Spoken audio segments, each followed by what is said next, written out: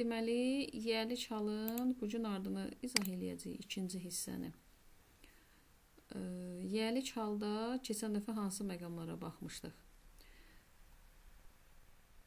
Jane və Lily. Burada Jane və Lily bacı idilər, düzdür? Bir ananın iki qızı. Ana sözü burada tək olduğuna görə xəbəri təkdə təklif eləmişdik. Sonra başqa situasiya ilə yanaşanda Jane də başqa adamdır, Lily də başqa adamdır. Lakin söhbət bunların analarından gedir. Bunlar rəfiqədirlər burada. Jane başqa qızdır, Lily başqa qızdır. Bunlar başqa-başqa adamlar olduğuna görə təbii ki, analar da başqa-başqa xanımlar olacaq. Ona görə burada cəm şəkilçisi əlavə eləyəcəm və xəbər avtomatik cəmdə verəcəm. Sonra başqa situasiyalı testlər var. Yadınıza gəlir, mən sizə keçən dərs izah eləyəndə dedim. Tutalım ki, bir məktəbdə həm ana özü də müəllim işləyir, həmin ananın qızı da müəllim işləyir. Yəni, həm də iş yoldaşıdırlar da. Və tutalım ki, iclas çağırılır, pedaqoji iclasdır. Jane özü gəlir. Anna adlı müəllimənin də adını demirlər. Deyirlər Lily'nin anası. Hadisə yerində yenə neçə nəfər olur? 2 nəfər. Bir nəfər Jane özü, ikinci nəfər Lily'nin anası. Yəni, söhbət Annadan gedir. Bura Anna yazmır, yazır Lily'nin anası.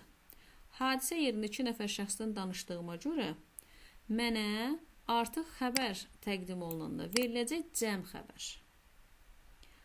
Bu situasiyanda nəzərə alaraq siz qətiyyən Lily apostrof s-dan sonra mam sözü yazılıb, mən qaçım tez burada tək xəbər yazım, qətiyyən o səhvə yol verməyin. Cümlənin situasiyasına baxın. Görün sizə nə təklif olunur. Məsələn, birinci cümlə ilə üçüncü cümlə demək olar ki, eynidir. Amma cümləyə yanaşma tərzim fərqlidir mənim. Həmişə çalışın, testin düzgün yanaşma tərzinə baxasınız. Məsələn, burada Jane'dir, burada Lily'dir. Birinci cümlədə bunlar bir qadının 2 qızıdır. Burada isə Jane başqa adamdır, başqa müəllimdir. Burada da Anna başqa müəllimdir. Sadəcə bura Anna yazmayıb, yazıb Lily'nin anası. Lily müəllimənin anasıdır. Anna da yaza bilərdi. Anna yazsaydı siz tez tutardınız ki, söhbət nədən gedir. Burada amma çalışıb sizi belə deyək, dolaşığa salmağa. Bu cümlə ilə bu cümlənin arasında həmişə məntiqə fikir verin. Görün qarşı tərəf sizə hansı məsələni aydınlaşdırmağa çalışır. O detayı tuta biləsiniz, çalışın. Sonra sizi orada yəlik halda nə dolaşdıra bilər? Hansı məqamdır ki, diqqətli olmalısınız? Sayıla bilməyən isimlər var. Diqqətli olun. Bax, bir daha təkrar edirəm. Sayıla bilməyən isimlər var. Hansı ki, biz onları öyrənmişik. O yadınıza gəlir, mən məqama düşdükcə deyirdim, bunları yaxşı əzbərləyin, bunlara diqqətli olun, kökündən dəyişən isimlərə diqqətli olun, təki cəmiyyən olanlara diqqətli olun. Sonra sayıla bilməyən isimlərdən maksimum yaxşı yararlanın ki, əzbərinizdə olsun. Hətta deyirdim sizə söz kimi də öyrənin onları. İndi həmin o dediyim sözlərin məqamı gəlib çatıb. Məsələ nədir? Sizə test verəcək. Testdə yazacaq ki, məsələn,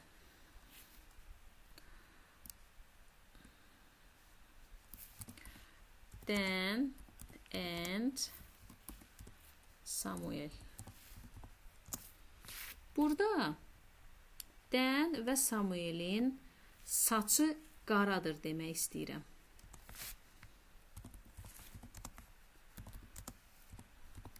İndi görün sizi cümlələrlə necə çıxmaz yerlərə aparırlar. Diqqətlə qulaq asın. 2 adamın bir başı ola bilər. Mümkün də elə bir şey. Yəni o xromosom bölünməsi falan çətinlik çəkilən hissələrdən danışmıram. O siyam əkizlərindən danışmıram.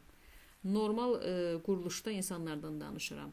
Dan başqa adamdır, Samuel başqa adamdır. Bunların ikisinin bir başı olması mümkün deyil, düzdür?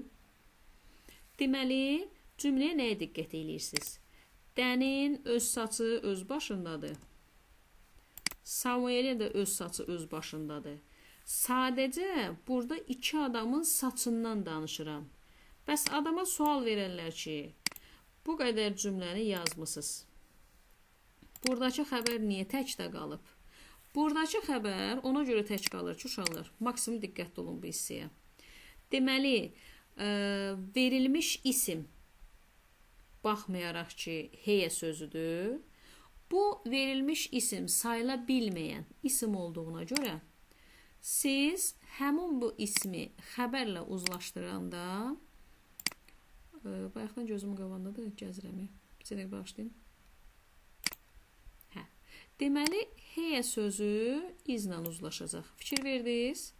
Heyə izlə uzlaşır. Nəyə görə izlə uzlaşdı? Çünki sayıla bilməyən isimlərin xəbəri həmişə təkdə idi. Tək xəbərlər də is, was, has, does, and etc. və s. Deməli, is, was, has got. Bunlar hamısı nədir? Tək xəbər. Düzdür balalar? Deməli, dənin də başı ayrıdır, saçı. Samuelin də başı ayrıdır, saç ayrıdır. Düzdür? Sadəcə burada məqsəd nədir? Ortaq olan isim yoxdur burada. Mənə təqdim olunmuş söz, isim, söhbət heyədən gedir. Heyə sözü təkdədir deyə, sayıla bilməyən isimdir deyə. Mən məcbur qalıb xəbəri təkdə istifadə edəcəm.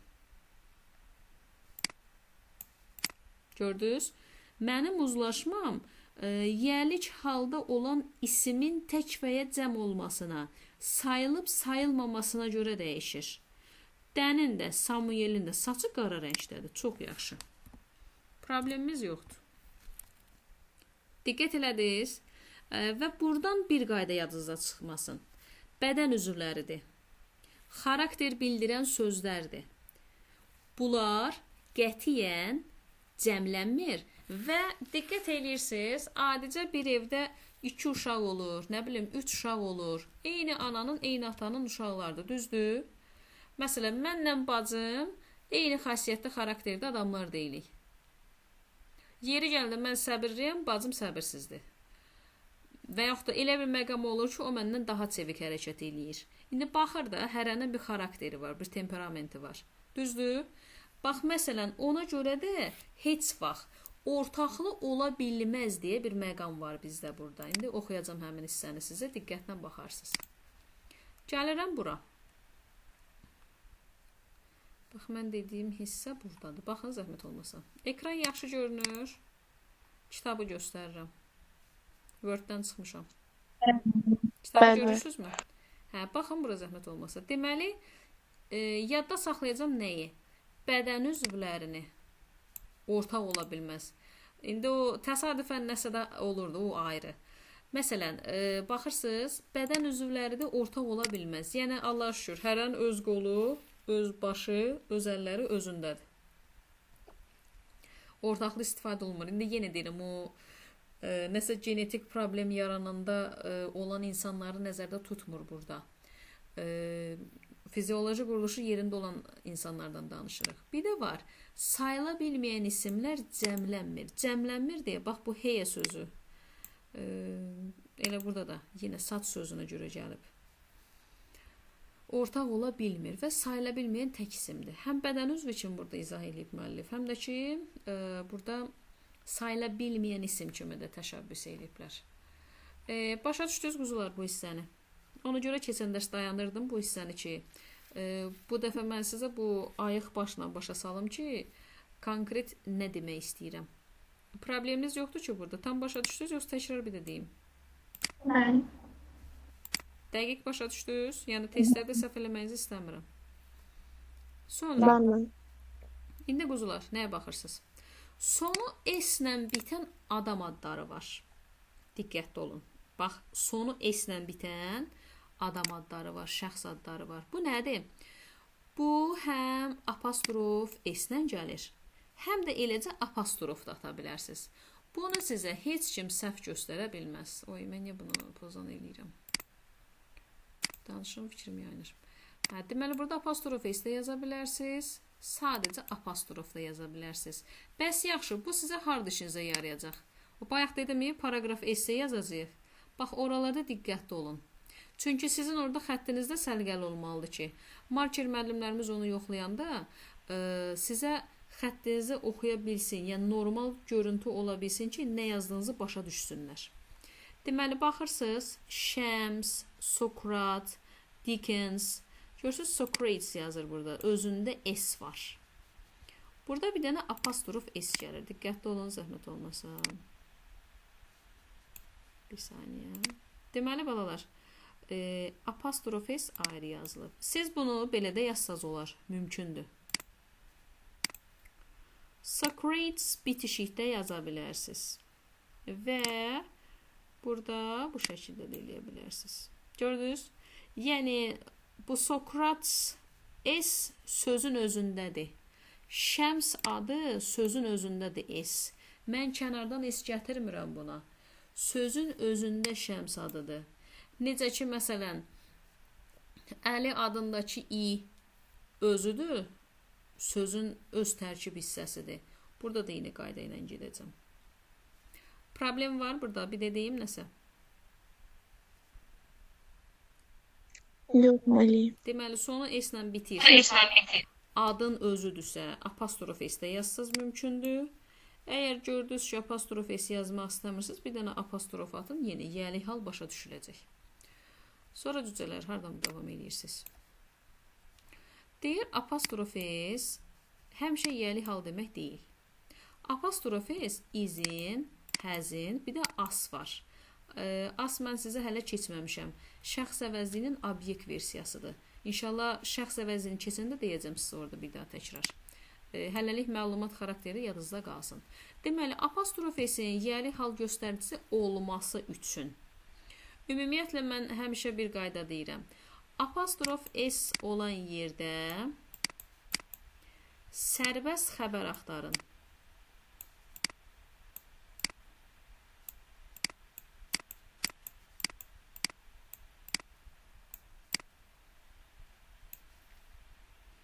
Deməli, apostrof S olan cümlədə sərbəst xəbər varsa, o cümlə yəli haldadır. Və yaxud da qaydana biraz toparlayıram. Xəbəri olmayan cümlə, bax, belə bir dənə qayda deyəcəm sizə, yadınızda qalsın. İnşallah ki, bunu göndərəcəm, dərs bitsin. Deməli, qayda belə olacaq. Xəbəri olmayan cümlə yəlik halda hesab olunmuş. Xəbəri olmayan cümlə. İndi dediyimi də sübut edəcəm ki, nəyə görə deyirəm. Xəbəri olmayan cümlə yəlik halda hesab olunmuş. İndi cüzələr, nəyə fikir verirsiniz? Bu nə deməkdir? Hər bir yəlik halın özünün sərbəst xəbər olmalıdır. İndi dediyimi sübut edəcəm. Necə? O bayaq demirdi ki, apostrof S burada izin, həzin, asın açılışıdır. Həmişə apostrof S yəlik hal demək deyil. Düz deyir, haqlıdır. Bu məqamda haqlıdır ki, apostrof S görürsünüz, burada var. Apostrof S burada da var. Bir dənə cümlədə nə var burada əlavə? Is. Isdir, ardı, was, were, shall be, will be. Bunlar hamısı nədir? Hərəkət bildirən, xəbər. Hərəkət bildirməsə də, ümumiyyətlə cümlədə hərəkət bildirmə ehtimalı olan feillərdir bunlar. Biz feil bölməsini keçəndə orada tanış olacaq. Feillərin özünü bir neçə qrupa böləcək. Yəni, orada köməkçi, əsas, link verblər keçəcək sizdən. Onlar hamısı yeri gəldikcə keçəcək inşallah. Deməli, xəbəri olmayan cümlə, vurğulayıram, xəbəri olmayan cümlə yəli halda hesab olunmayır. Deməli, cümlənin sərbəst bir dənə xəbər olmalıdır ki, mən o cümlədəki apostrof S-i düşünüm ki, bəli, bu yəlik haldır. Görürsünüz, apostrof S var. Nə yaxşı. Yanında bir dənə də nə gəlib? Xəbər. Məsələn, apostrof S var. Başqa nə var cümlədə? Cəm xəbər, tək xəbər. Görürsünüz, əlavə xəbər olmalıdır cümlədə ki, mən rahatlıqla deyim ki, bu cümlə yəlik haldadır. Yəni, mən sizi digər qaydalarından yormayacağam. Sizə konkret nə lazımdır, onu deyirəm. Cümləyə baxırsınız. Xəbər varsa cümlədə apostrof s-dən başqa, bilin ki, bu cümlə yiyəlikdədir. Yox, xəbər yoxdursa, bilin ki, elə apostrof s-in özü həmin cümlədə yiyəlik hal funksiyasını daşıyır. Sonra mən sizə nəyi deyəcəm? Keçən dərs məncə qeyd eləməmişəm. Bax, belə bir cümlə olacaq.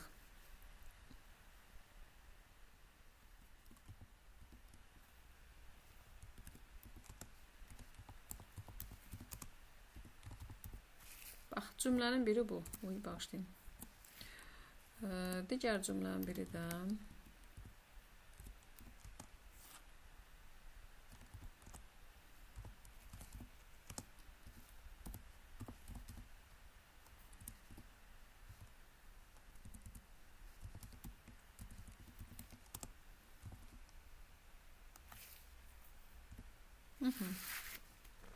İki dənə cümlə veriblər, nə gözəl.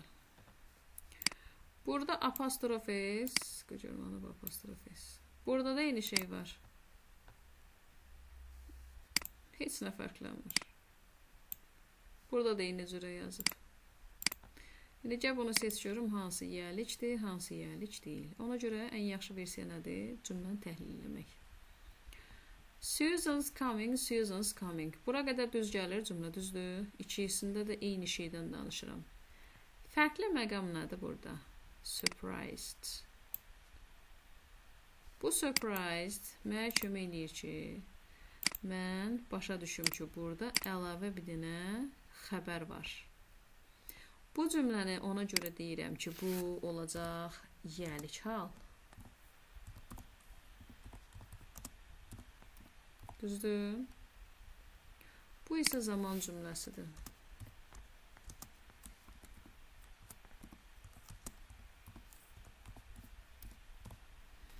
İndi baxaq. Susan is coming soon.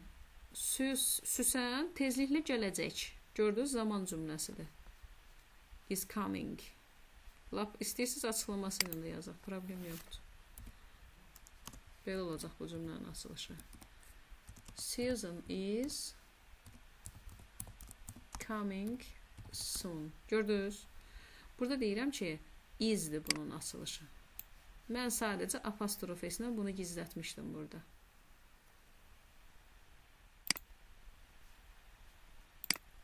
Yəni, bunu cümlədə gətirib gizlədəcəklər və sizə deyəcəklər ki, tap. Buradakı is əslində xəbərdir. Mübtada xəbər. Özdə xəbər olması bilirsiniz necə olacaq. Mübtada bu olacaq. Xəbər olaraq da bu ikisini bir yerdə götürəcək. Is coming-i. Yaxşı. Bu Susan mübtadadır. Is coming də bir yerdə xəbərdir. İndi gəlin bu cümləni təhlil eləyək. Susan's coming, Süsənin gəlişi bizi təəccübləndirdi. Gördünüz? Süsənin gəlişi bizi təəccübləndirdi. Yaxşı balalar. Burada gördünüz, mən tərcümə eləyəndə də Süsənin dedim. Süsənin gəlişi bizi təəccübləndirdi. Bizi nə təəccübləndirdi? Süsənin gəlişi. Yaxşı. Deməli, xəbər olmayan cümlə yiyəlikdə hesab olunmur. Dedik və sübut elədik. Sonra ING ilə olanlarda da sizi başqa cürə yanıltmağa çalışacaqlar. Sadəcə olaraq ING olan qaydada da eyni mən dediyim qaydada. Fərqli bir şey yoxdur. Yəni, düşünməyin ki, yeni nəsə də var. Probleminiz yoxdur? Hayır. Çox gözəl. Sonra balalar, nəyə fikir verirsiniz? Mən tez-tez rəng dəyişirəm. Özüm nəsə darıxıram. Apostrof s olanda yalnız isim artırılmalıdır. Standart qayda yazır, görürsünüz. Amma xəbər axtaranda siz avtomatik biləcəksiniz ki, söhbət nədən gedir. Let apostrof s, he apostrof s, and etc. Bunlar deyil, yiyəli hal deyil. Niyə? Çünki there is verirəm. Which is, who is, what is, where is, that is, he is. Let apostrofsu da let asdır. Let us yazılır. Onun açılışı da budur, bax. Heç vaxt cümlədə gedib let apostrofsını Yəlik götürməyin. Çünki bu let asın açılışıdır. Biz inşallah digər mürəkkəb mövzuları keçəndə orada bu hissiyə bir də qayıdacağıq. Sadəcə indi mən sizdən nəyə xahiş edəcəm? Let apostrofsının let us, yəni let as olduğunu biləsiniz. Açılış yəni budur. Sonra cümlədə mütləq ayrıca bir xəbər olmalıdır. Bax, biz dediyimiz qaydanı müəllif də təsdiqləyir. Yəli hal hesab olunur. Yəni, bunu oturub əzbərləyib, başınızı yorunca, bir dənə bu sözü əzbərləsiz bəsizdir. Apostrof S-dən sonra isim gəlməlidir, nə gözəl. Apostrof S-dən sonra isim gəlir. İndi isimə bəzək vermək lazımdır. Sifət isimi bəzəyir. Feili sifət də isimi bəzəyir. Say da gəlib bəziyə bilər. ING, C-rondda 2 məqam var. Bayaq dedim, burada əlavə xəbər varsa, bu əlavə xəbərdir. Ona görə bu yəlikdir. Yox, apostrof S-dən sonra ING, yəni C-rond gəlirsə, bu əlavə xəbər yoxdursa, elə apostrof S-in özü C-ronddur. C-rondu da ayrı bir bölmə kimi keçəcək feil hissəsindən. Sonra, yəlik hal deyil. Apostrof S-dən sonra əvəzdir. Apostrof S-dən sonra sifət. Bax, burada diqqətli olun. Burada apostrof S-dən sonra sifət yazıb, dayanıb. Birbaşa sifət gəlirsə, bu yəlik hal deyil. Sifətdən sonra isim gəlirsə, yəlik haldır. Diqqətli olun. Artikel gəlirsə, izin açılışıdır. Sözünsə izdir. Yəni, belə deyim də, isimsiz çıxış eləyirsə, apostrof S-in yanında nələrsə. Bu artıq yəlik hal deyil. Başınıza nə ağırdıq? Sonra, apostrof S-dən sonra təkcə sifət gəlirsə, mən dediyimdir, yəli hal deyil, sifətin yanında isim olmalıdır ki, bu yəli olsun. Sonra, bax, burada da yeni qayda ilə gəlirik. Apostrof S-dən sonra ING-li söz gələrsə və cümlədə xəbər varsa, bu zaman ING-li söz ismin yerində işlənmiş C-ronddur. Bayaq dediyim qaydadır, sadəcə sözə çevirib. Baxırsınız, mən dediyimdir, keçəcəm bu hissəni. Hə, Mr, Mrs, bir də Z məsələsi. Hər il demək olar ki, yəli halla bağlı gələn suallardan birində də var. Yəli haldan yəni qaça bilməzsiniz də, yəni başqa yolu yoxdur, öyrənməlisiniz. Hər ildə suallar da var. İndi qulaq asın mənə. Mr, məsələn, Black. Mrs. Black. Bir də var Z Black. İndi qulaq asın. Mr. Black neçə nəfərdir? Bir adam. Düzdür? Mrs. Black neçə nəfərdir? Yenə bir adam. Amma Z Black desəm, soyadın qarşısında Z artiklı gələn kimi bütün bir ailəni bildirir. Ailə də deyəndə ən azı 2 nəfərdən başlayır, düzdür?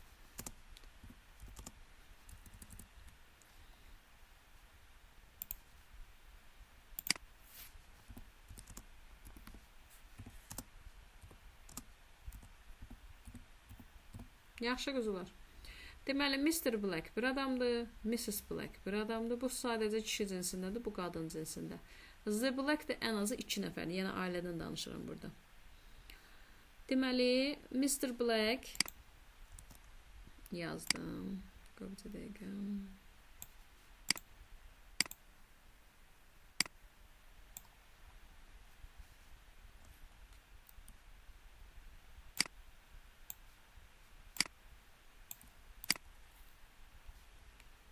Kopyalamak, getdik digər hissəyə.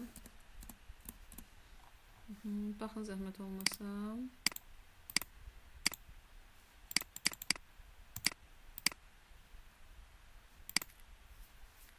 İndi quzular. Mr. Black bir nəfərdir deyə apostrof S yazacağım. Burada da Mrs. Black də bir nəfər idi, düzdür? Ona görə apostrof S yazacağım. İndi Z Black ən azı 2 nəfərdir. Cəmdə nə demişdim? Demişdim S, sonra apostrof yazın. Bax, bütün qayda bundan ibarətdir. Soyad gəldi. Soyadın qarşısında Mr. bir adamdır. Kişi cinsi. Mrs. qadın cinsi. Z artiklı da ümumiyyətlə cəmdir. Ona görə də Z artiklı gələn kimi soyadın sonuna S cəm şəkilçisini birləşdirirəm. Və bundan sonra da mən burada rahatlıqla bu yəli halı bildirmək üçün apostrofu atacağım.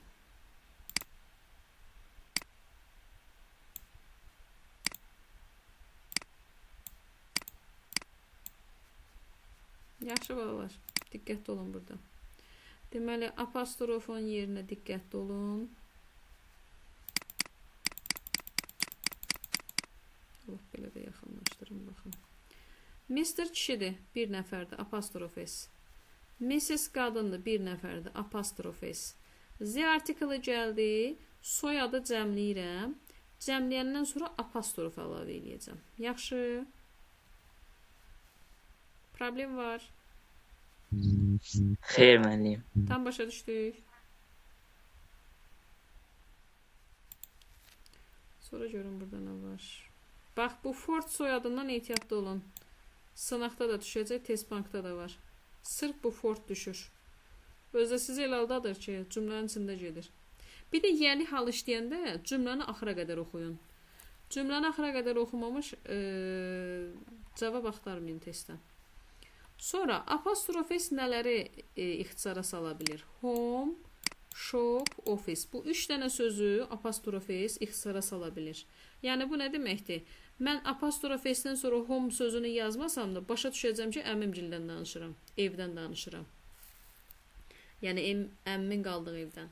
Sonra at the butcher's shop, ət dükanı. Ət harda satılır? Mağazada da, düzdür?